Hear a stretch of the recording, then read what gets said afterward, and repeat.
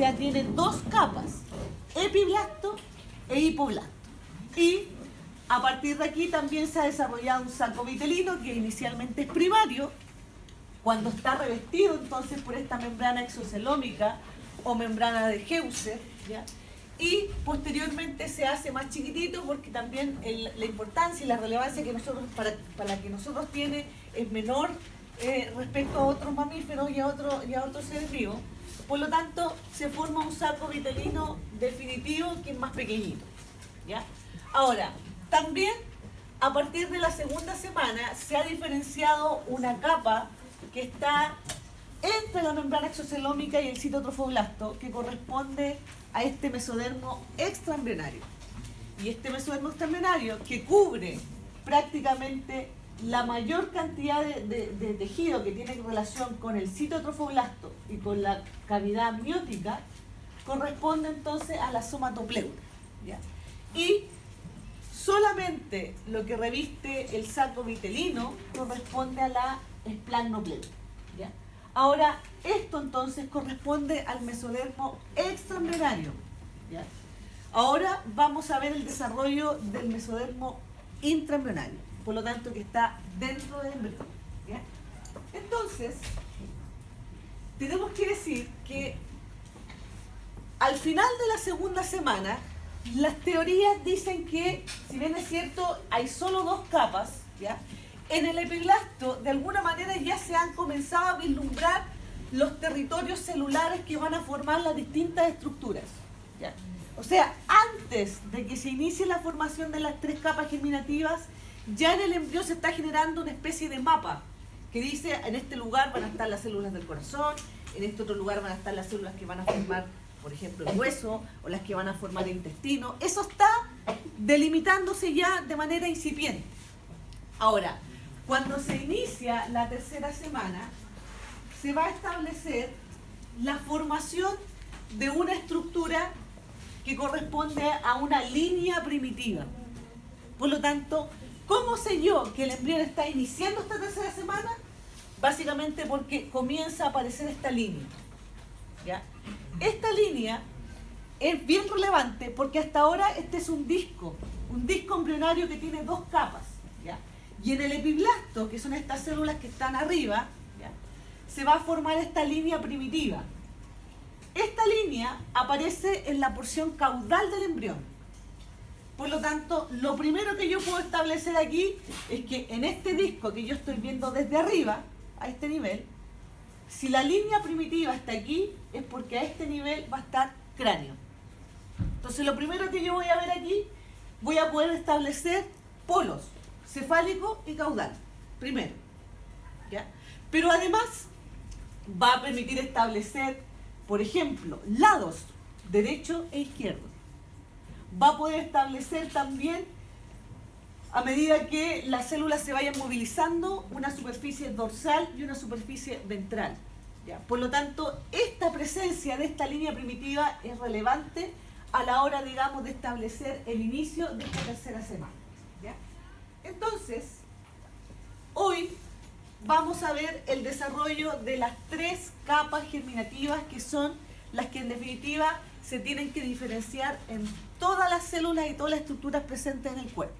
Ahora, estas células que se van a formar, estas capas que se van a formar, ¿son células totipotenciales o pluripotenciales? ¿Toti o pluri? Pluripotenciales, ¿ya? O sea, recuerden que a partir de la tercera división en adelante, las células van perdiendo su totipotencialidad. Por lo tanto, ya se van haciendo pluripotenciales. Ahora, a medida que van aumentando los días y que va aumentando el desarrollo, cada vez van perdiendo más potencialidad, ¿ya? Ahora, por lo tanto, estas capas germinativas van a formar células que son pluripotenciales, por lo tanto, que van a formar líneas celulares específicas, ya sea hueso, ya sea sistema nervioso, ya sea intestino, o sea, ya en este caso cada vez van a ir diferenciándose más, ¿ya? Entonces, esta línea primitiva, que dijimos que aparece en la porción caudal del embrión, ¿ya?, corresponde al inicio de la gastrulación. Como en general, nosotros siempre nos queremos diferenciar un poco del resto de los otros mamíferos, la gastrulación en el ser humano también recibe el nombre de transición epitelio-mesenquimatosa. ¿Ya? En la práctica es lo mismo, ¿ya? Pero como que nosotros queremos diferenciarnos, digamos, del resto de los otros mamíferos. ¿Ya? Ahora, este embrión, además, aquí tenemos la presencia del disco bilaminar, tenemos aquí esto que está por arriba, que está proyectado hacia arriba, tendría que ser amnios, y por abajo debería estar el saco vitelino. ¿Ya? Ahora, también vamos a ver que en este disco embrionario, hay dos porciones en donde el epiblasto y el hipoblasto están muy pegados. ¿Ya? Por arriba, esto que aquí está marcado como más oscurito, sería la membrana bucofaringea. Y es lo que más adelante se va a transformar en boca. ¿Ya? Y por abajo, aquí está la membrana cloacal, que va a ser entonces la salida de lo que tiene relación con la parte urinaria y digestiva, que hasta ahora ahí están unidas. ¿Ya? Entonces, esos lugares tienen a estas dos capas muy pegadas entre sí. ¿Ya? Ahora, si ustedes se fijan además, por aquí arriba, sobre la membrana bucofaringea, se ve como un bultito. Ese bultito corresponde al área cardiogénica. O sea, eso que está ahí es lo que más adelante va a ser el corazón. Lo que significa entonces que inicialmente el corazón está por arriba de la boca. ¿Ya? Y por lo tanto, tiene que haber una gran diferenciación celular y un gran movimiento que permita finalmente llevar ese corazón que inicialmente está sobre la boca, llevarlo finalmente al tórax. ¿Ya? Por lo tanto, tenemos este disco, tenemos epiblasto e hipoblasto, tenemos una membrana bucofaringea, una membrana cloacal y un área cardiogénica. Eso es lo que yo podría ver entonces en un embrión al final de la segunda semana. ¿Ya? Ahora, cuando aparece esta línea primitiva, dime. No, pero antes de que empiece, antes de ver la línea primitiva, antes de la línea primitiva tenemos las dos capas, tenemos membrana bucofaringea, membrana cloacal, área cardiogénica. Nada más. ¿Ya? A la tercera semana aparece la línea. Y esa línea, entonces dijimos que aparece caudal. ¿Ya? Aparece en este disco y aparece caudal. Ahora, fíjense bien. Si la línea es caudal, en la porción craneal de la línea, o sea, aquí, se genera un engrosamiento. Esa es la porción craneal de la línea, que corresponde al nodo primitivo o nodo de Jensen, que sería esto. Nodo primitivo o de Jensen. ¿Ya? Y por dentro de ese nodo queda un espacio. Y ese espacio recibe el nombre de fosita primitiva. ¿Serían el 3 y el 2 respectivamente? Serían el 3 y el 2, sí. ¿Ya? Entonces, ojo con eso, porque muchas veces las preguntas de Embry también juegan un poco con el tema de los términos de orientación. Porque ustedes los vieron en anatomía, ustedes empezaron anatomía con eso. Y yo he jugado con eso. Entonces, la línea es caudal, pero la porción craneal de la línea tiene la fosa. ¿Se entiende, no? La línea en general, si la tomamos de referencia respecto al disco, es caudal. Pero si yo me quiero referir al nodo, tendría que decir que es la porción craneal de la línea. Entonces yo juego con el embrión y la línea, para que lo tengan presente. ¿Ya? Ahora, tenemos entonces ese engrosamiento que es el nodo, y tenemos por dentro un hoyito que corresponde a la fosita primitiva. ¿Ya? Ahora, como yo les decía, la presencia de la línea genera todos estos beneficios. Por un lado, entonces, establecemos el eje cráneo-caudal, porque podemos establecer dónde está la cabeza y dónde está la porción caudal del cuerpo. ¿Ya? Podemos verlo, por lo tanto, los extremos, craneal y caudal. Podemos establecer la superficie dorsal y ventral, específicamente cuando comienza a haber movimiento celular. ¿Ya? Lados derecho e izquierdo y planos de asimetría. Nosotros sabemos que nosotros no somos completamente simétricos y de alguna manera algo que reafirma lo que yo les había mencionado antes, de que ya al final de la segunda semana se está estableciendo un mapeo de dónde van a estar las distintas estructuras, está corroborado a partir de esto también. O sea, ya a finales de la segunda semana ya se debería establecer que el hígado debe estar, por ejemplo, al lado derecho y que el vaso al lado izquierdo, por ejemplo. De manera que cuando exista el movimiento celular y se comiencen finalmente a diferenciar las capas, se van a formar inmediatamente las estructuras que corresponden. Ahora, existen algunos casos donde estos planos de asimetría tienen alguna dificultad en su proceso, ¿ya? Y se genera lo que se llama un situs inversus, que puede ser completo o puede ser incompleto. O sea, no sé si ustedes han escuchado de repente a personas que tienen el corazón para el otro lado, o el hígado en vez de estar en el lado derecho está en el lado izquierdo. ¿Ya? Cuando el situs inversus es completo, la verdad es que no hay ninguna dificultad. Antes, las personas lo encontraban por casualidad, por algún examen que tenían que hacer.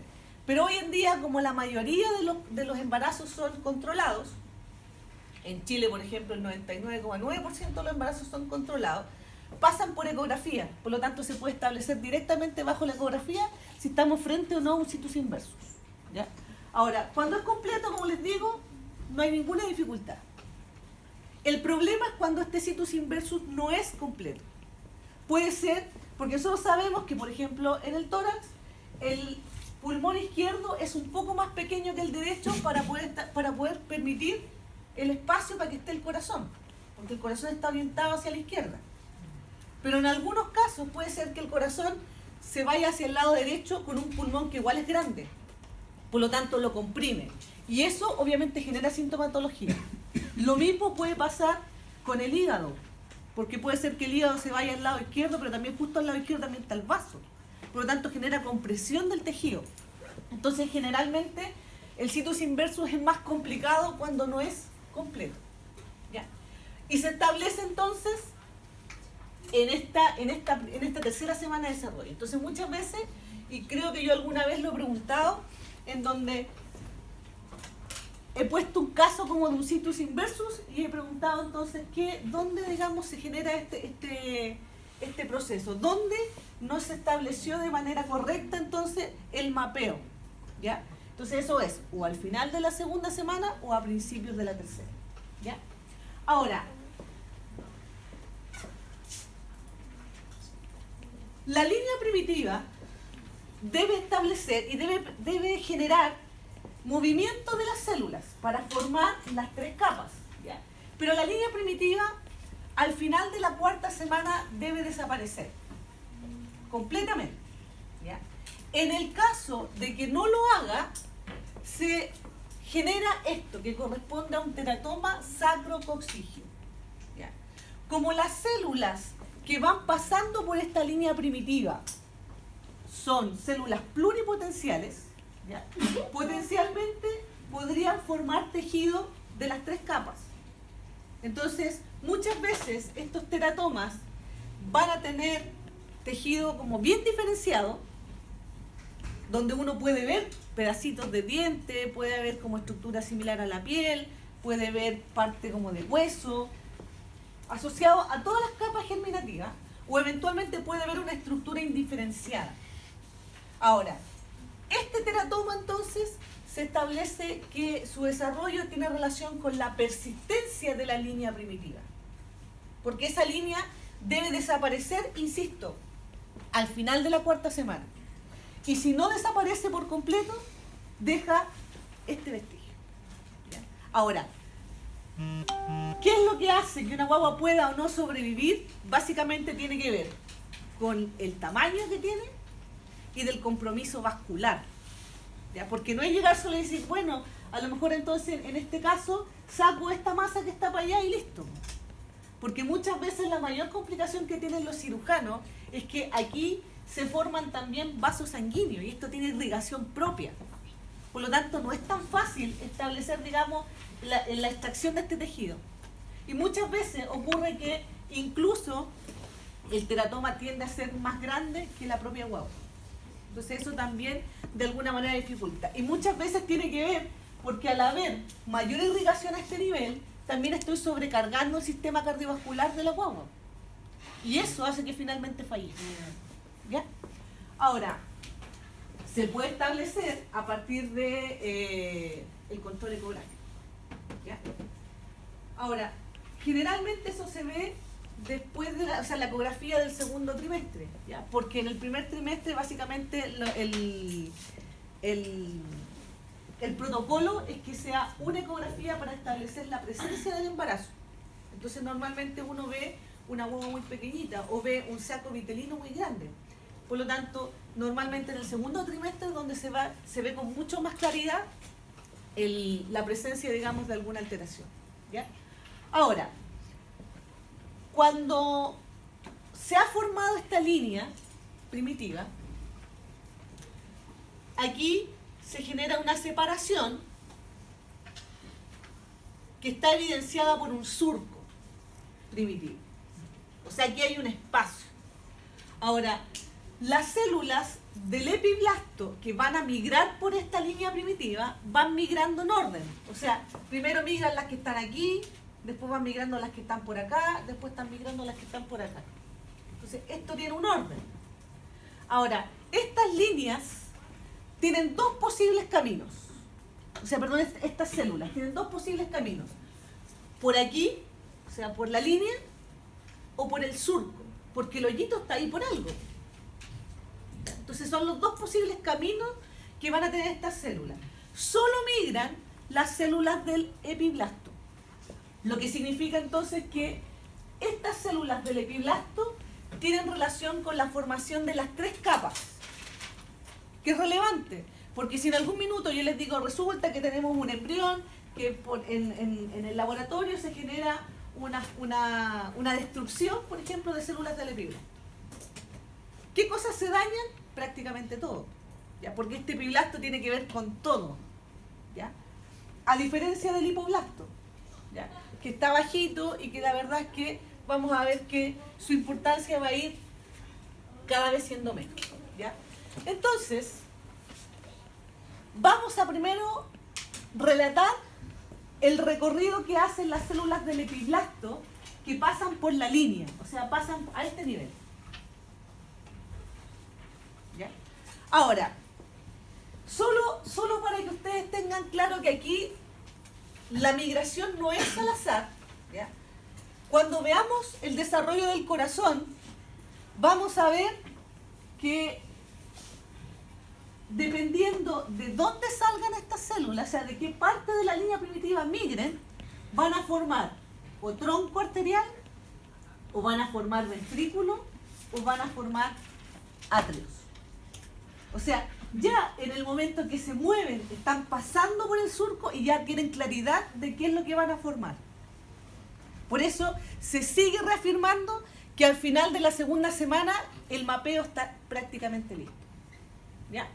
Ahora, entonces, estas células que pasan por la línea, cuando pasen por el surco, se van a empezar como a apretar, porque están pasando como por un lugar apretado.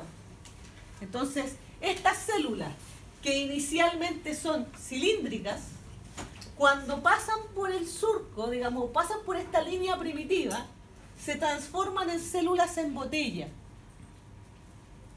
¿Ya? Porque están como pasando, están como apretadas. Entonces van pasando por esta línea primitiva y van como entrando. ¿Ya? Ahora, las primeras células que atraviesan la línea primitiva se van inmediatamente a tomar contacto con el hipoblasto. Pasan del epiblasto a la línea primitiva y descienden a tomar contacto con el hipoblasto. Y lo comienzan a desplazar. Empiezan a mover las células. ¿Ya? De manera que estas células del hipoblasto, ¿hacia dónde se van? Si yo voy poniendo células aquí, ¿hacia dónde se van estas? Hacia el saco vitelino. ¿Se acuerdan que yo les decía que para algunos autores se habla de endodermo extraembrionario? Y tiene que ver con eso. Porque estas células del epiblasto que pasan la línea primitiva, entonces van a tomar el lugar del hipoblasto. Y como toman el lugar del hipoblasto, lo empujan. Y como lo van empujando, lo van sacando del embrión. ¿Y dónde lo van poniendo? Por abajo. Por donde está entonces este saco vitelino. Por eso esta membrana exocelómica, esta membrana de Heuser, también recibe el nombre de endodermo extraembrionario. ¿Se entiende, no? Ahora, entonces, las primeras células van a tomar la ubicación que tenía antes el hipoblasto y las van a desplazar las células. Por lo tanto, el endodermo no es otra cosa que las células del epiblasto que pasaron por la línea primitiva y tomaron el lugar del hipoblasto. Esas van a corresponder al endodermo. Como están dentro del embrión, intraembrionario. Entonces son las primeras células que van a pasar por ahí. Dime. ¿Se produce alguna diferenciación aparte de las células en botella o son las mismas células? Son las mismas células. Ahora, cuando llegan acá, se aplanan. Se tienen que aplanar. ¿Ya? Ahora, ¿qué quiere decir eso? Que aquí también su citoesqueleto permite que se modifique la forma. O sea, una célula que inicialmente era cilíndrica, cuando pasa por la línea, tiene esta forma en botella. Pero luego, cuando llega a tomar la ubicación de endodermo, se aplana. Y ahí tenemos entonces el primer camino. Insisto, aquí todo es ordenado. Si yo les preguntara, si tenemos aquí el disco y tenemos la línea, ¿de qué parte del epiblasto son esas células que migraron y que se transformaron en endodermo?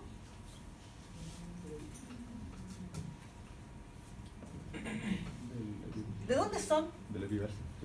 ¿Pero de dónde? ¿De qué parte del epiblasto? ¿Cuál? Del más cercano al surco. De lo más cercano al surco. De las que están más cerquitas. ¿Se entiende, no? Dime. ¿Tiene que ser también solo la parte como craneal? No, completo. Aquí. Completo en la línea. ¿Ya? Insisto, aquí hay un orden establecido. ¿Ya? Porque aquí las líneas se están como despegando de la lámina basal y ya tienen claridad de lo que tienen que formar. Entonces ya saben, aquí se van a ir a lugares específicos, a territorios específicos. ¿Ya? Entonces, estas células que están aquí ya están claramente orientadas a que tienen que formar endodermo. Y si van a formar endodermo, van a formar estructuras específicas. ¿Ya? Ahora, el segundo camino, o la segunda parte de esto, corresponde a células entonces también del epiblasto, pero que son un poquito más alejadas de la línea. Vamos a ponerlo aquí. Miren de ahí, de ambos lados. Que también van a pasar por esta línea primitiva, se van a transformar en células en botella cuando vayan pasando por esta línea, pero luego se van a quedar en el espacio entre epi e hipoblasto. Y van a tener una característica como de células mesenquimatosas, ¿ya? O estrelladas. ¿Ya? Y son entonces las que se tienen que diferenciar en mesodermo, ahora intraembrional. ¿Ya? Y luego de que este espacio que está entre las dos capas se rellena, deja de haber movimiento celular. La línea primitiva comienza a achicarse, comienza a hacer regresión, y finalmente las células de epiblasto que quedan se van a transformar en ectodermo. Y por lo tanto ahí vamos a formar las tres capas. Dime. ¿Cuánto de tiempo le demora más o menos todo el movimiento celular? Mira, se supone que el movimiento celular debería estar hasta la formación de las tres capas y la regresión de la línea primitiva. Por lo tanto, eso debería ser hasta finales de la cuarta semana. Pero lo mayor, digamos, lo más intenso, por decirlo de alguna manera, es la tercera semana. Ya la cuarta semana el movimiento celular es mucho menos. Y es básicamente para poder potenciar la regresión de la línea primitiva. ¿Ya? Ahora, insisto, entonces, las primeras células que van a pasar por esta línea se van a ir a formar endodermo. Otro grupo de células se va a ubicar entre medio de las dos capas iniciales para formar el mesodermo. Y las células que quedan entonces del epiblasto son las que van a formar finalmente ectodermo. ¿Ya? Ahora, de ahora en adelante, cuando uno dice cuál es la ubicación de las células, digamos, de las capas germinativas, normalmente tienen que imaginarse el embrión en otra dirección. Porque normalmente cuando nosotros vemos aquí el embrión, lo vemos desde arriba. Estamos viendo una vista superior. ¿Ya? Pero de hoy en adelante, una vez que se hayan formado las tres capas, se establece que este ectodermo que se está formando va a estar por atrás, va a ser dorsal en el embrión. Y el endodermo, que nosotros inicialmente cuando veíamos los cortes lo veíamos abajo, hoy se va a ver ventral. Entonces pasamos de un embrión así a un embrión así. Cambiamos la orientación. De hoy en adelante, cuando ustedes vean las descripciones embriológicas, las primeras semanas es así. Entonces uno ve epiblasto por arriba, hipoblasto por abajo. Pero una vez que se han formado las tres capas, esto que antes era epiblasto se transformará en ectodermo. Entre medio va a haber mesodermo y más abajo va a haber endodermo. Entonces cada vez que ustedes vean un dibujo, se cambia la direccional. El endodermo quedará para adelante, por lo tanto será ventral, y el ectodermo quedará para atrás. Necesito, de ahora en adelante, memoria espacial. Necesito que ustedes de verdad se imaginen como esto de manera tridimensional. ¿Ya? Ahora, significa entonces que cuando se mueven estas células, insisto, cada vez van reduciendo su potencialidad. Cuando se forman las tres capas, su diferenciación las va a llevar a líneas celulares específicas. ¿Cómo así? Por ejemplo, hoy se sabe que a partir del mesodermo se van a formar, por ejemplo, músculos, huesos, cartílagos, corazón, vasos sanguíneos. ¿Ya? Pero en ningún caso se van a formar, por ejemplo, nervios. Porque los nervios vienen a partir del ectodermo. Ni tampoco se van a formar, por ejemplo, intestinos. Porque los intestinos se van a formar a partir del endodermo. Entonces aquí, una vez que se han formado las tres capas, se van a diferenciar líneas celulares más específicas todavía. ¿Ya? Ahora, ¿qué es relevante que ustedes sepan? Ustedes tienen que saber qué deriva de cada cosa. Porque cuando ustedes ven a un niño recién nacido y le hacen un examen físico y ustedes encuentran que hay un defecto, una vez que ustedes determinan cuál es el defecto, tienen que decir, este corresponde a esta capa germinativa.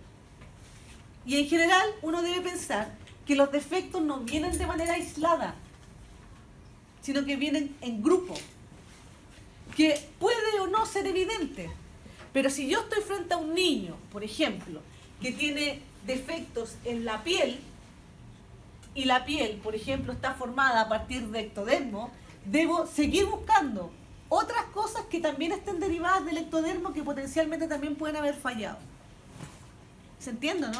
Entonces, el tener clara cuál es la diferenciación de cada una de las tres capas me da a mí, como médico en este caso, o me da a mí como profesional de la salud, me dice dónde tengo que buscar. Porque lo primero que nosotros alegamos de los médicos es que nos piden miles de exámenes porque no saben lo que tenemos. Entonces nos piden hartos exámenes, de todo. Se supone que si yo estoy, por ejemplo, en un servicio público, esos exámenes yo tengo, o sea, siempre los recursos son escasos. Por lo tanto, si yo pido un examen, estoy pidiendo un examen porque realmente estoy sospechando o tengo una hipótesis diagnóstica que quiero corroborar. Entonces, si yo estoy frente a una patología que involucra a una línea germinativa, tengo que seguir buscando ahí, porque probablemente hay otra falla más. Si hay una falla muscular, tengo que buscar el corazón, porque el mismo músculo y el corazón se forman del mismo tejido. Entonces yo tengo que buscar.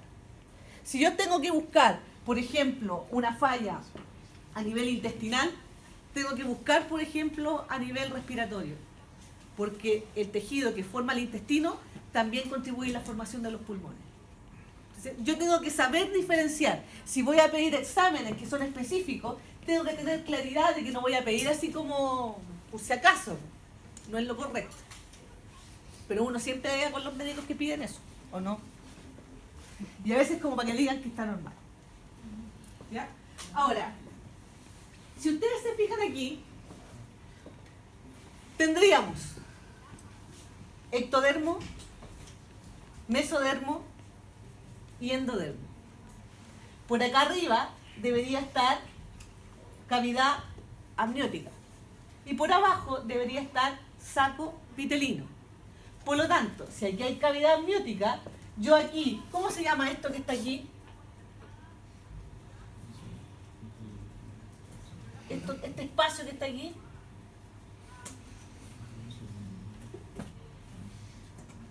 Esto sería la somatopleura. Y esto que está por abajo sería la esplagmopleura. Por lo tanto, ¿por qué esto se llama mesodermo extraembrionario? Porque una vez que esto se comienza a rellenar, el mesodermo intraembrionario se conecta con el extraembrionario. O sea, no es que aquí las cosas estén todas separadas, sino que aquí, una vez que se forma este mesodermo se va a volver a diferenciar y se va a conectar con el que está acá abajo y con el que está aquí arriba. ¿Ya? Y esto sigue siendo saco vitelino. El saco vitelino persiste hasta el primer trimestre. ¿Ya? Y luego va a desaparecer. Entonces, las células del epiblasto que pasan por la línea primitiva van a alojarse en toda la superficie del embrión, excepto esos dos lugares donde había una conexión muy fuerte entre las dos capas que habían. O sea, este mesodermo va a estar presente en toda la superficie del embrión, excepto membrana bucofaringea y membrana cloacal. Ahí no va a haber mesodermo. O sea, esos dos espacios, digamos, van a estar muy pegados entre sí. Y en la práctica, aquí y acá, solamente vamos a encontrar ectodermo y endodermo. Nada más. El mesodermo no va a estar entre medio. Entonces, este mesodermo intraembrionario va a estar cubriendo toda la superficie del embrión, excepto membrana bucofaringea y membrana cloacal. Ahí no hay nada. ¿Ya? Solamente está ectodermo y endodermo.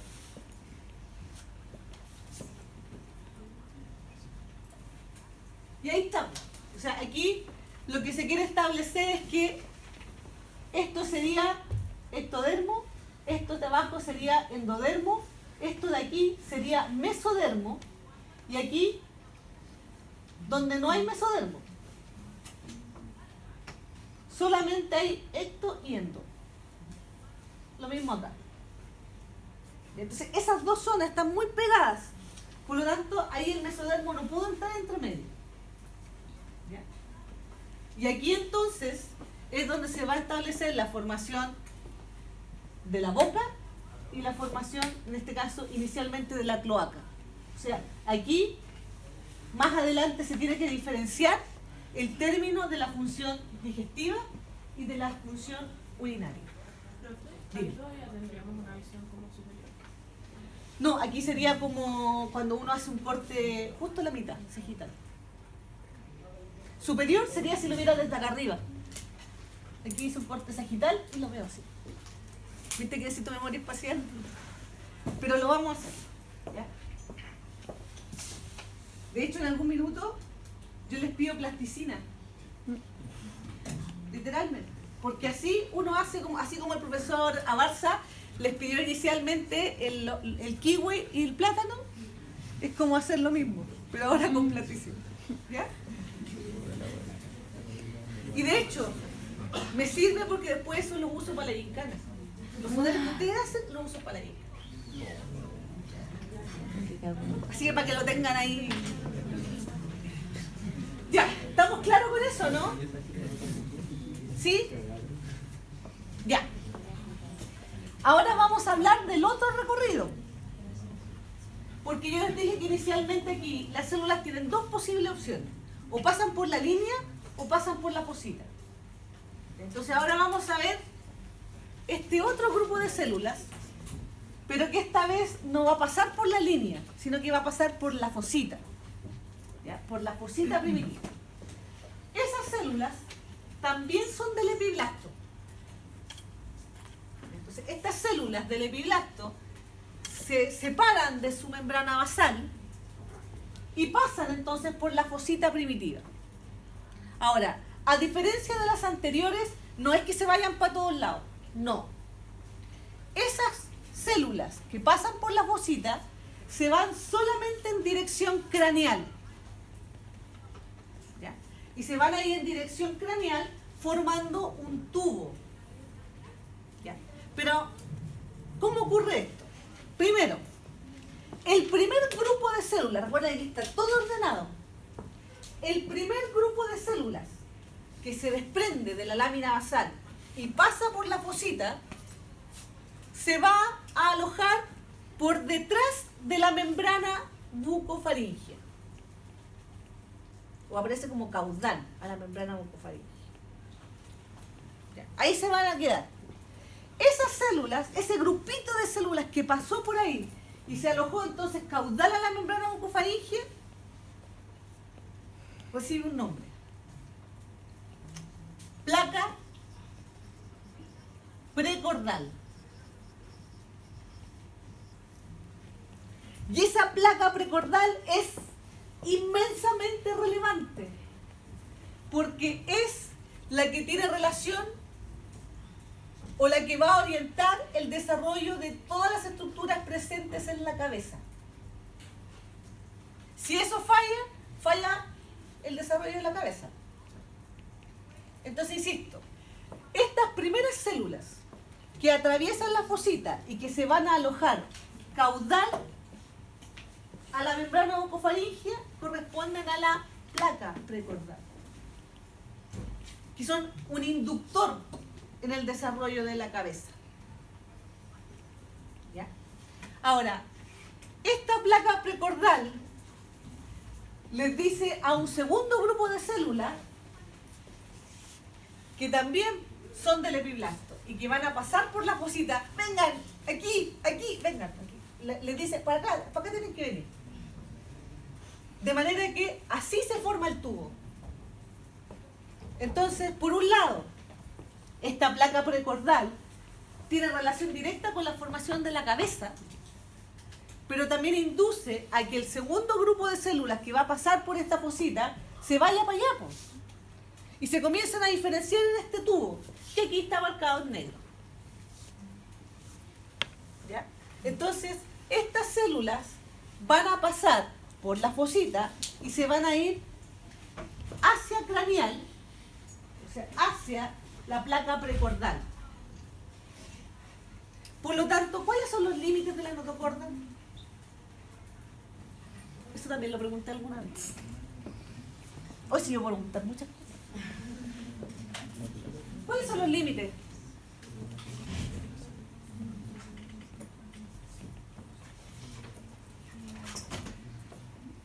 ¿Cuál podría ser el límite craneal y caudal? ¿Ya?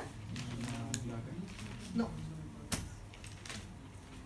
Y lo pongo en la alternativa. Sí, eso es muy mala. ¿Y la fosita? La fosita. Si acuérdense que aquí podría ser, o sea, directamente y más específicamente, más que la membrana, la placa precordal y la fosita primitiva. Si aquí las células que pasan por la fosita solo se van en dirección cefálica o craneal. Por lo tanto, en ningún caso van a llegar acá. En ningún caso, solamente se van a ir para allá. Ahora, ¿qué va a ocurrir?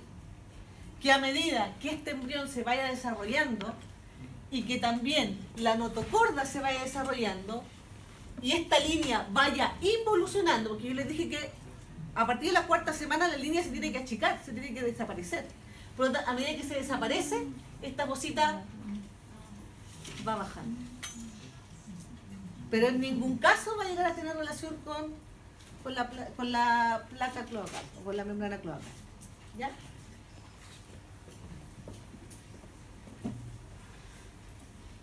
Entonces, como decía ahí, las primeras células que migran y que se van a ir en dirección a la membrana oncofaríngea van a formar la placa precordal. Por lo tanto, el segundo grupo de células son las que en definitiva van a comenzar a desarrollar y establecer la notocorda. ¿Ya? Y la notocorda se desarrolla a partir de etapas o de alguna manera de hitos que se van a ir diferenciando. ¿Ya? Dentro de esos hitos, el primero es la formación de un proceso notocordal, que es un tubo, que es macizo, que es grueso, que es conciso y que tiene relación, entonces sus límites están dados por la placa precordal y por la fosita primitiva. Ahí está este tubo grueso, grande. ¿Ya? Ahora, si hiciéramos un corte sagital y un corte coronal, sagital, coronal. Por lo tanto, es como aquí lo corté en la mitad para que yo pueda ver esto y el otro lo corté así para poder ver eso. ¿Ya ven qué importante los términos de orientación? Entonces, tenemos arriba cavidad amniótica, saco vitelino. Tenemos ectodermo, mesodermo, endodermo. Cavidad amniótica, saco vitelino. Ectodermo, mesodermo, endodermo. Y ahí entre medio del mesodermo tenemos notocorda. ¿Ya? Eso que está aquí corresponde a eso, desde una vista longitudinal. ¿Ya? Entonces, inicialmente, este proceso es grueso. Es un tubo macizo, ¿ya? Que se vería así desde la perspectiva coronal. ¿Ya? Ahora, luego de la formación de este tubo, ocurre que este proceso se ahueca. Y cuando se ahueca, se transforma en conducto. Entonces, longitudinalmente se ve así y coronalmente se ve así. ¿Ya? un tubo que tiene un lumen en el centro. Luego, este conducto comienza a sufrir como en el piso. Pensemos que este es el piso, ¿ah? Porque uno siempre cuando ve tu tubo, este sería como la parte superior e inferior. Techo, piso. ¿Ya? Techo, piso. Ahora, en el piso de este conducto se comienzan a formar perforaciones. Y esas perforaciones comienzan a generar una comunicación con el saco vitelino. ¿Ya? Y establece entonces aquí la forma de placa. Porque aquí en algún minuto las perforaciones generan que finalmente desaparezca este piso. O sea, en algún minuto estos que está aquí van a desaparecer y va a quedar solamente en esta forma. Placa. Y finalmente se va a volver como a rearmar para volver a transformarse en lo que era primero. Que es la notocorda, maciza. ¿Ya? Ahora, en base a eso, ¿cuál es el origen embrionario de la notocorda? ¿De qué capa germinativa deriva? Porque eso que yo les pregunto en algún minuto fue discusión, ¿por de a dónde? Si primero pasa por las células del epiblasto, que después pasan por la fosita, después se forma el tubo, después como que de abajo se deshacen las células y como que se mete como en el saco vitelino y después como que se vuelve a rearmar y queda como antes, queda como ustedes la vieron la primera vez. Entonces como que todo, siempre la embriología complica las cosas. Pero ¿qué capa germinativa es la que está aquí? ¿Ectodermo? Sí, ¿Por qué ectodermo? porque me va a formar el sistema nervioso central. No. La notocorda, qué bueno que salió eso ahora. La notocorda es súper relevante en la formación del sistema nervioso, pero no lo forma. Lo induce. Induce a la formación del sistema nervioso central, pero no es parte del sistema nervioso central. El sistema nervioso central está formado a partir del ectodermo. Es verdad eso. ¿Ya? Pero lo que aquí ocurre es que esta notocorda induce al ectodermo que está por arriba a que se transforme en neuroectodermo. Y ese neuroectodermo es el que forma el sistema nervioso central, pero no la notocorda. La notocorda como que le empuja a que se diferencie.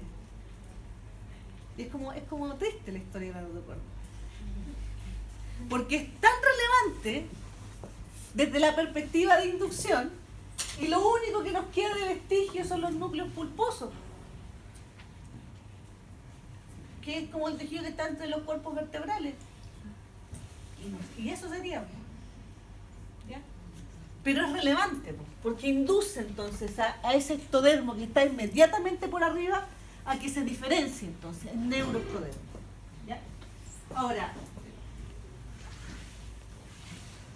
en algún minuto del desarrollo no se tiene muy claro el porqué, pero en base a este desarrollo de la notocorda hay un minuto en donde existe una comunicación entre amnios, cavidad amniótica y saco vitelino, que corresponde a este canal neuroentérico. En todos lados se habla, pero la razón de por qué está ahí todavía no se tiene muy claro. Pero es algo transitorio, solamente mientras se está desarrollando la notocorda como estructura. ¿Bien? Una vez que la notocorda se ha formado, esa conexión se pierde. ¿Ya? Ahora,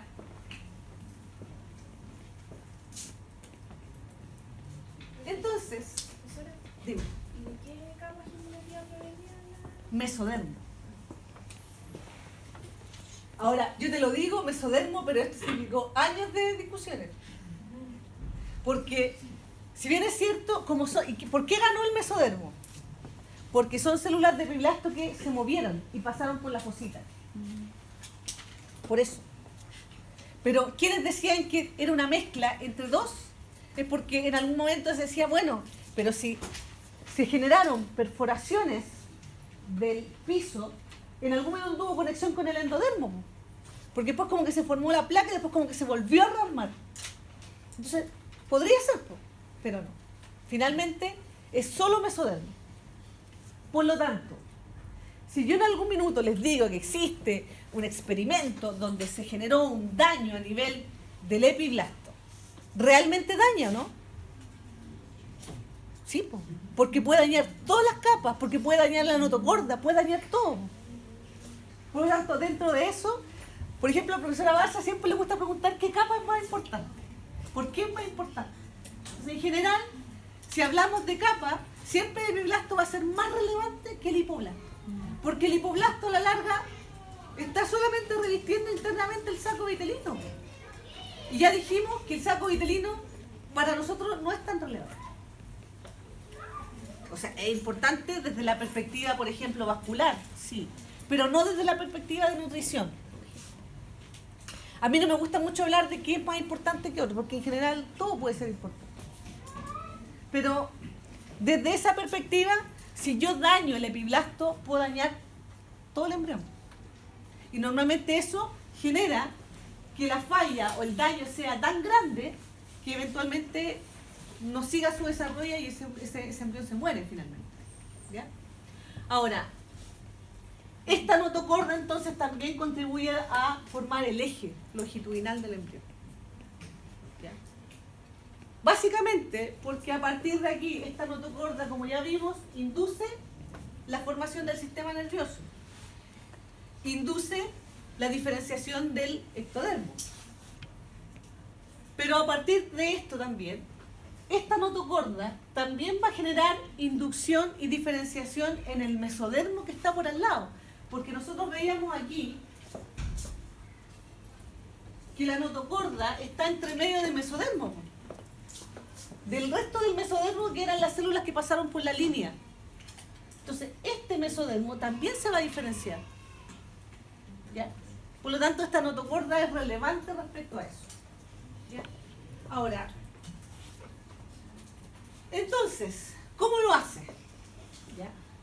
Lo que va a ocurrir es que la notocorda entonces induce al ectodermo que está inmediatamente por arriba de ella a que se engruese. Y cuando hablamos en embriología, hablamos de células que están engrosadas, hablamos de placa. Entonces aquí va a ocurrir que la notocorda va a establecer la formación de la placa neural. Y eso tiene otro trasfondo.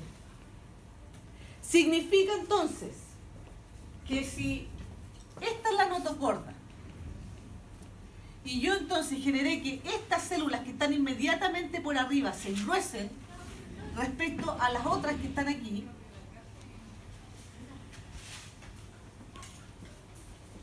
generé entonces, esto va a ser la placa neural.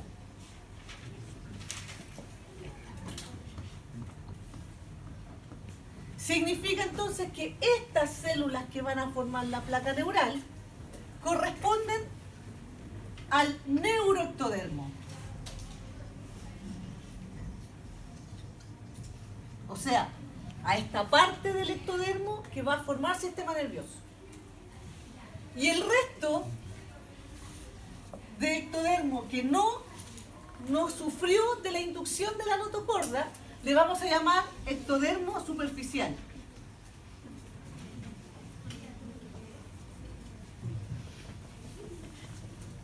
Entonces, normalmente cuando hablamos de ectodermo superficial, vamos a hablar del ectodermo que tiene relación con la formación del pelo, con la formación de la epidermis, con lo que está por fuera. En cambio, cuando hablamos de neuroectodermo, nos estamos refiriendo específicamente a lo que va a formar el sistema nervioso. Ahora, voy a volver al inicio cuando yo les decía que la línea primitiva establece también los ejes ventral y dorsal. Ustedes comenzaron este curso cuando el profesor Pérez les dijo que había una posición anatómica. Que estaba de pie, que estaban los brazos extendidos, que estaban los miembros, que estaban mirando hacia como un punto, en fin. Ahora, si ustedes lo piensan, yo les decía, ectodermo ustedes tienen que pensarlo como de atrás. Si ustedes tienen a una persona en posición anatómica, ¿el sistema nervioso está por ventral o por dorsal? Por dorsal.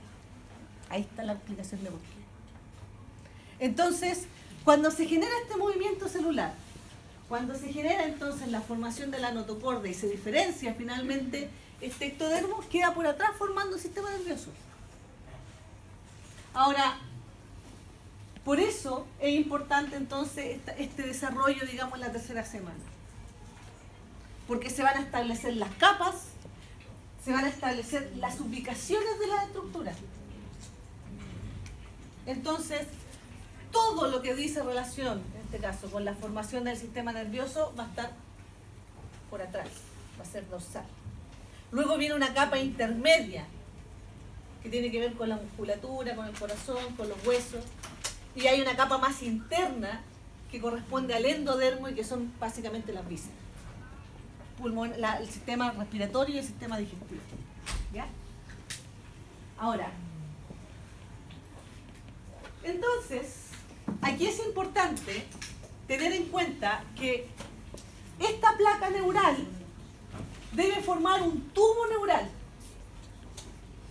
Y ese tubo neural constituye el sistema nervioso central. Ahora, como esta es una placa, digamos, y es que se tiene que ir cerrando para formar el tubo, este tubo va a estar abierto por arriba y abierto por abajo. ¿Ya? Pero en algún minuto se debe cerrar por completo. Ahora, para eso, para evitar defectos del tubo neural, se consume ácido fólico. Antes cuando no había suplementación de ácido fólico, había un aumento en los casos, por ejemplo, de guaguas que nacían sin cerebro o eventualmente con la columna abierta. Producto, digamos, de esta falla en el cierre. Hoy se sabe que el ácido fólico preconcepcional es importante. O sea, cuando una mamá tiene la intención de embarazarse, lo ideal es que por lo menos 3 meses antes tome ácido fólico, antes de estar embarazada, porque uno no tiene reservas muy grandes de ácido fólico. Hoy, el ácido fólico está suplementado en las harinas, pero nosotros somos buenos para comer pan. ¿Cierto? En general somos como el segundo país en el mundo que come pan. La harina tiene ácido fólico, los tallarines tienen ácido fólico, nosotros somos secos para comer. Entonces, eso, la suplementación de las harinas ha bajado la incidencia. ¿Ya? Ahora, preconcepcional. Porque alguien me dice, bueno, pero mi mamá o mi abuelita, mi tía, cuando estaban embarazadas, les daban vitaminas, y dentro de las vitaminas les daban ácido fólico. Pero cuando ya están embarazadas, el ácido fólico no es para evitar defectos del tubo neural, es para evitar la anemia en la mamá. Entonces, cuando yo necesito prevenir defectos del tubo neural, es con ácido fólico preconcepcional, o sea, previo a que la mujer esté embarazada. Pero cuando ya está embarazada, cuando ya sabe que está embarazada, estamos en la tercera semana. O sea, aquí recién la mamá tiene un retraso en su regla. Y han pasado hartas cosas. Entonces aquí ya es básicamente para controlar la anemia en la mamá. ¿Ya? Ahora, por lo tanto, cuando hablamos de neurulación, estamos hablando de la formación del tubo neural. ¿Ya? Y este tubo, ahí está la notocorda abajo. Esa es notocorda. Y ese es tubo. Y ese tubo se forma a partir de esa placa neural. Por lo tanto, ese tubo no es otra cosa que neuroectodermo. Pero la notocorda es mesodermo. Los vestigios de esa notocorda entonces van a ser los núcleos pulposos. ¿Ya? Pero, insisto, la notocorda no tiene ninguna incidencia estructural en el sistema nervioso. ¿Ya? Sino que solamente inductivo. Ahora, esos neuroporos que yo les digo, esos orificios que están por arriba y por abajo, se cierran entre el día 25 y el 28. ¿Ya? Si el tubo neural no se cierra por arriba, genera la anencefalia.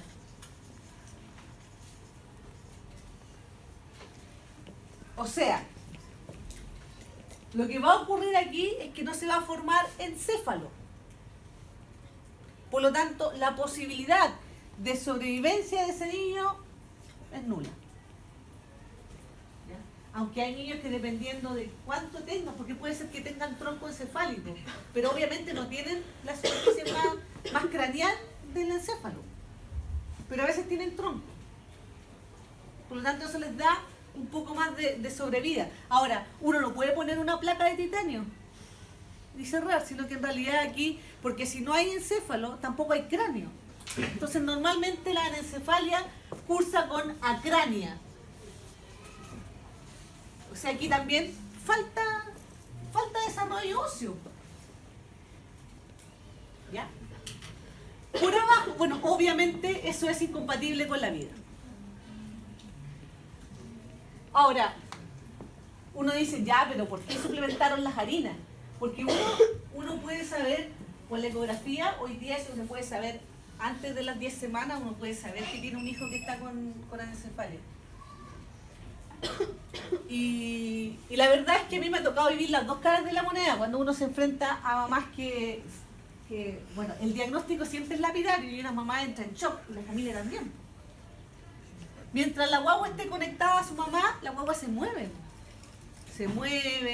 va creciendo, las pataditas están ahí. Entonces normalmente hay mamás que lo han disfrutado a concho, como a otras que lo han pasado súper mal. Por eso hoy esto es una de las 3 causales de aborto. ¿Ya? Porque en sí, dependiendo de las condiciones de la mamá, de sus percepciones, digamos, de su estado emocional, podrá o no mantener el embarazo. Ahora, por eso, incompatible con la vida. Normalmente se muere antes de nacer. Pero a veces también, obviamente, en estos casos cuando nacen, su sobrevida es poquito tiempo, un par de horas. ¿Ya? Ahora, cuando no se cierra este tubo neural por abajo, o sea, entre el día 27 y 28, se forma una estructura que se llama espina bífida. Para que se forme la columna, necesariamente el tubo neural tiene que haberse cerrado. Y el cierre se genera a nivel de los procesos espinosos, que inicialmente son 2, pero que finalmente se fusionan para formar uno. Cuando hablamos de espina bífida es porque queda abierto. Ahora, esa espina bífida puede ser oculta, o sea que está tapada por piel y obviamente tiene mucho mejor pronóstico, porque en general en ese lugar donde está la lesión, para abajo deja de haber sensibilidad. O sea, no hay movimiento, no hay como percepción motora ni tampoco sensitiva. ¿Ya? Pero si está cerrado por piel, tiene mejor pronóstico.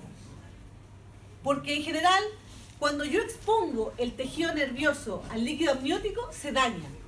Si lo expongo al aire, se daña. Entonces, esta espina bífida sí es compatible con la vida. La verdad es que desde la perspectiva mental, el coeficiente intelectual de las personas es normal. Pero la falla está desde la lesión hacia abajo. Desde la perspectiva motora y sensitiva. Ahora, hoy, cuando se hacen las cirugías fetales, muchas veces se hacen para cerrar eso. No es la cirugía definitiva, pero más que nada se cierra la lesión para que no esté tanto expuesta al amnios. Y que cuando la guagua salga tampoco se exponga directamente el tejido al aire, porque eso le da mejores pretensiones, digamos, de recuperación del tejido. ¿Ya? Ahora, obviamente ácido fólico. Entonces uno dice, pero ácido fólico, sí. El ácido fólico hoy es una de lo que están las verduras. Y en general, como que nosotros no somos muy buenos para comer verduras. Y verduras de hoja verde. Entonces uno tiene que decirle a la mamá que tiene que comer verdura. Y la mamá lo único que quiere comer es dulce. Arroz, tallarines. Y uno tiene que decirle, no, coma verdura. Ahora, el mesodermo, entonces, algunos autores los diferencian así. El mesodermo axial no es otra cosa que la notocorda. A eso se refiere el mesodermo axial. ¿Ya? Cuando hablamos de mesodermo paraxial, es el que está inmediatamente al lado de la notocorda. Esas pelotitas de ahí serían paraxial. El mesodermo intermedio es el que está al lado del paraxial. Paraxial, axial. Perdón, intermedio. Y acá tenemos, más alejado de la notocorda, el lateral. Entonces tenemos mesodermo axial, paraxial, intermedio y lateral.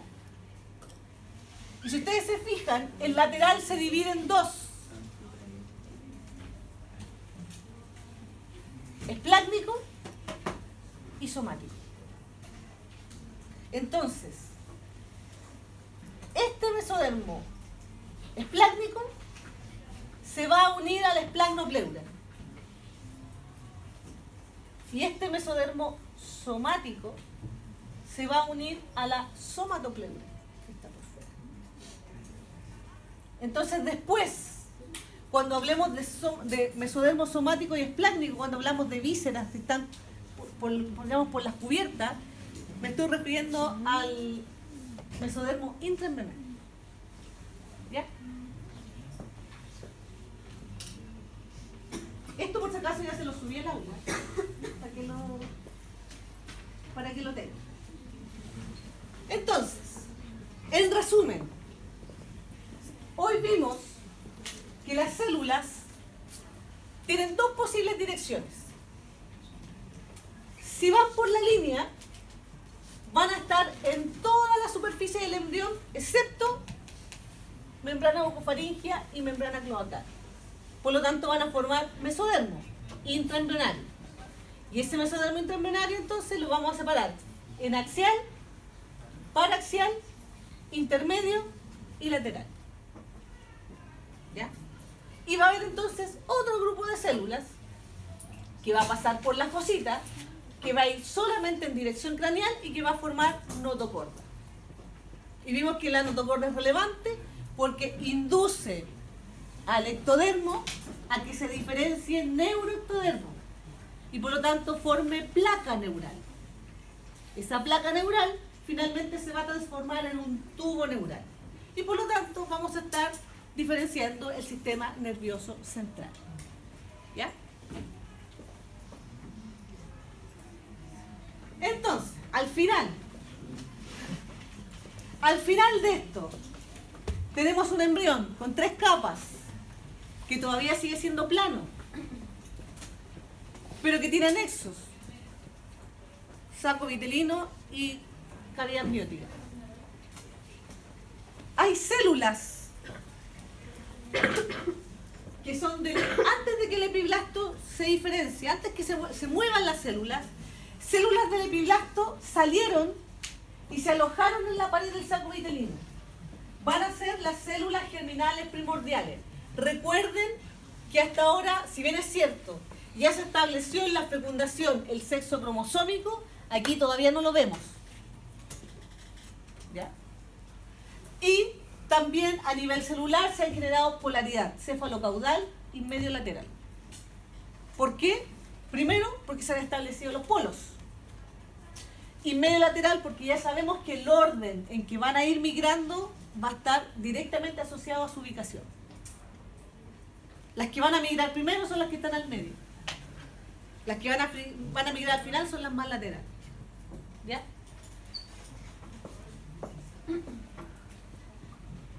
Eso se lo dejo para que lo lean a los profe Barça.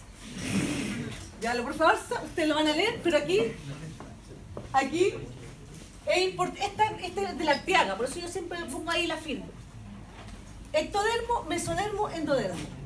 Y aquí lo ha diferenciado, incluso, fíjense que ha diferenciado un mesodermo de la cabeza. Sí, hay algunos textos que hacen esa diferencia. ¿Ya? Paraxial, intermedio, lateral. ¿Ya? Que es el que vamos a ver el próximo video. Y el endodermo, digamos, y todo lo que se va a generar a partir de él. ¿Ya? Así lo demuestra Carson. No sé cuál le gusta más. Pero así lo hace Carson, para mostrar lo mismo. Siempre le pone un poco más de arte. Fíjense que ahí lo que quiero mostrar es algunos defectos del tubo.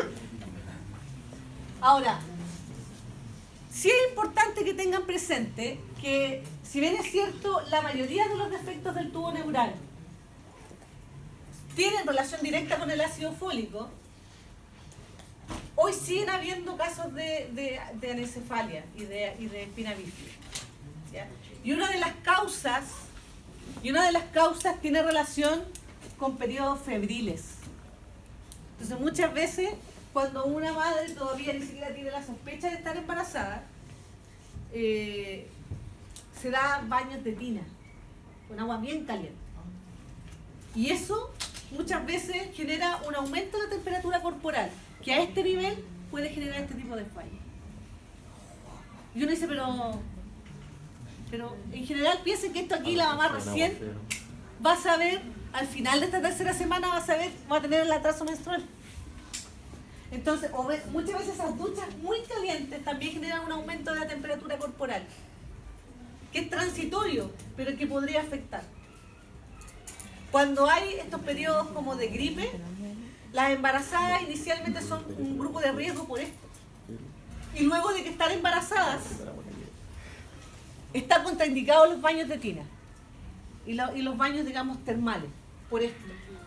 Porque eventualmente un cambio en la temperatura corporal puede generar una falla en el desplazamiento celular o en la activación de genes que potencialmente vayan a establecer, por ejemplo, como en este caso, el desarrollo del sistema nervioso. ¿Ya? Ahora, hay algunos casos, aquí fíjense que si uno empieza a buscar, hay de todo en imágenes, pero en general hay un buen desarrollo del resto del cuerpo. De hecho, yo me acuerdo haber leído en algún minuto un paper que hablaba sobre el dilema ético respecto a que estos fetos podrían ser susceptibles de donación de órganos, sobre todo en niños. Porque estas guaguas, posibilidades de sobrevida, fíjense, pues si tienen un orificio.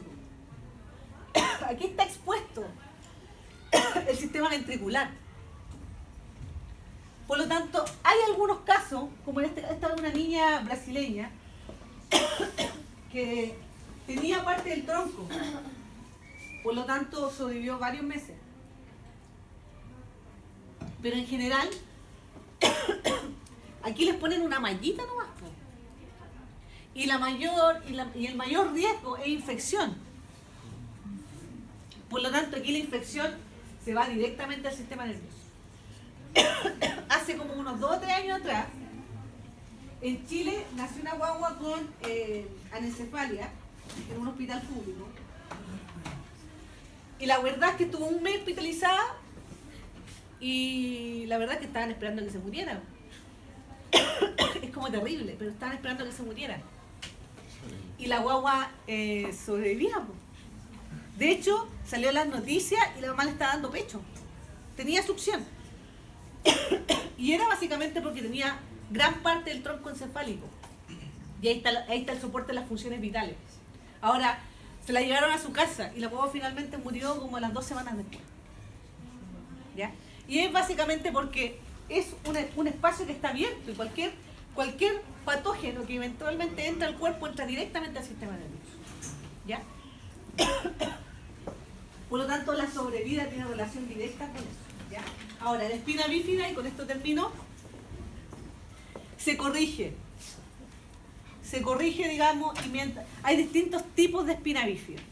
En algunos está directamente expuesto el tejido nervioso, que es el más grave, y en algunos no está directamente expuesto porque tiene las meninges que lo cubren. Ahora, en todos los casos se debe generar el cierre, porque si esto no se cierra, cualquier golpe daña de manera directa. Ahora, se llama espina bífida entonces porque no se formó el proceso espinoso. Entonces quedaron 2 puntas. Ahora, cuando la espina bífida es oculta, normalmente donde más se presenta, o sea, se puede presentar en cualquier parte de la columna, pero normalmente donde hay más frecuencia es a nivel lumbosacro. Entonces, cuando ustedes le hacen un examen físico a un recién nacido, en general casi todos han pasado por ecografía, por lo tanto se podría determinar. Pero en la eventualidad de que no fuera así,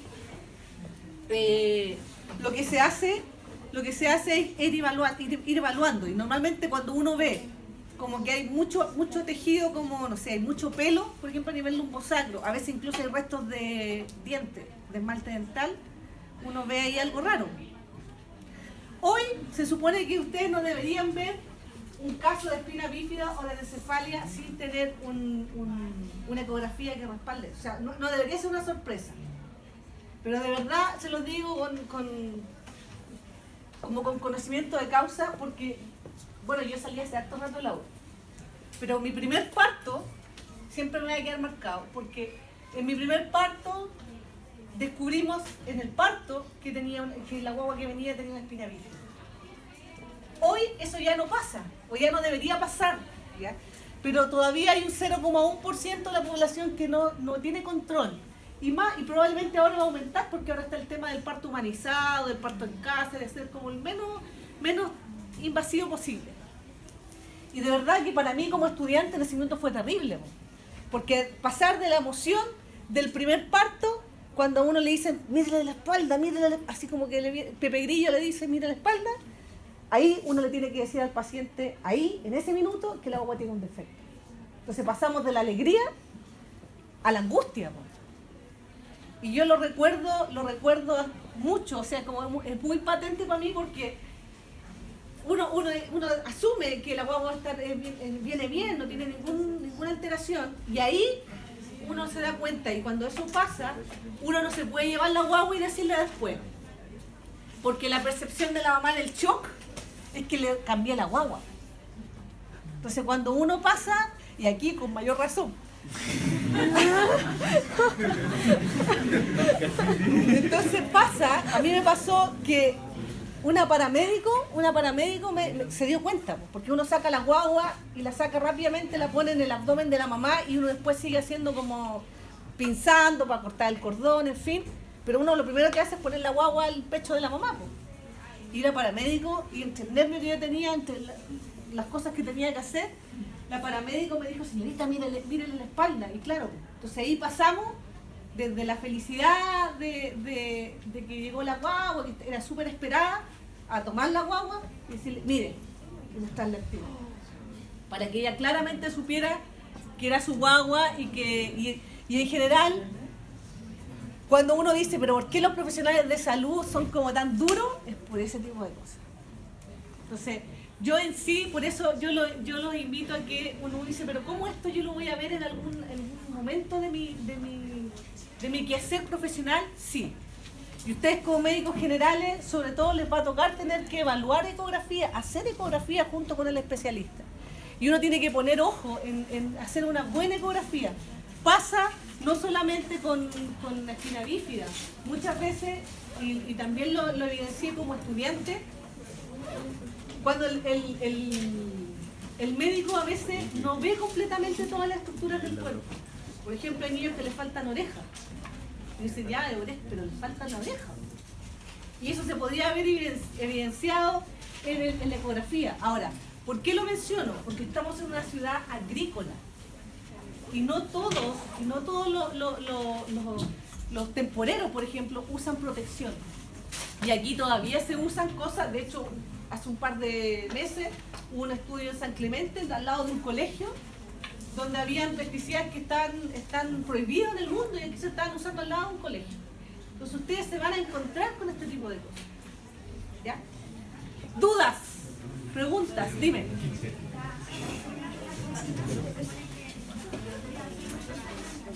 Solamente esa carne. Pero sí, migran a hacer craneal porque también se van a esa pelotita que estaba por sobre la membrana bucofaríngea. Entonces van a estar ahí, menos en el espacio donde está la notocorda. ¿Ya? ¿Listo, chiquillos?